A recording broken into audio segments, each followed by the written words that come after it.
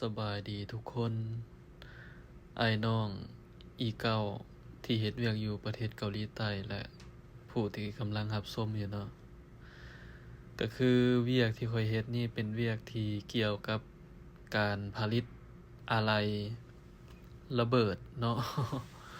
การผลิตอะไหล่ระเบิดให้แก่โรงงานใหญ่สิ้นส่วนอะไหล่ระเบิดเนาะ อันนี้จะเป็นโปรแกรมเป็นการตั้งค่าของเครื่องจักรเนาะยากเนาะเวียกอันนี้ยากนะ คือมันต้องได้แบบโพจ่องต้องได้แก้ไขต้องได้ตีตัวเลขใส่เวลาแบบว่าแบบถ้าว่าเครื่องจักรมันเขื่อนนะเนาะคือบางทีสว่านมันเจาะบ่งามมัน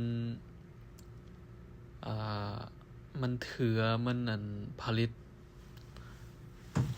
สินค้าบ่งามก็ต้องได้มาแก้อยู่ที่โปรแกรม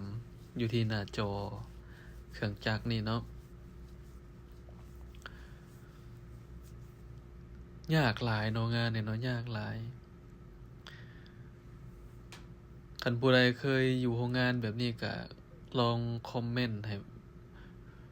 ให้ฟังหน่อยเด้อมาเล่าประสบการณ์ให้ฟังเด้อว่ามันง่ายบ่หรือว่ายากเพียงแต่ว่าสำหรับข้อยว่ามันยากอืม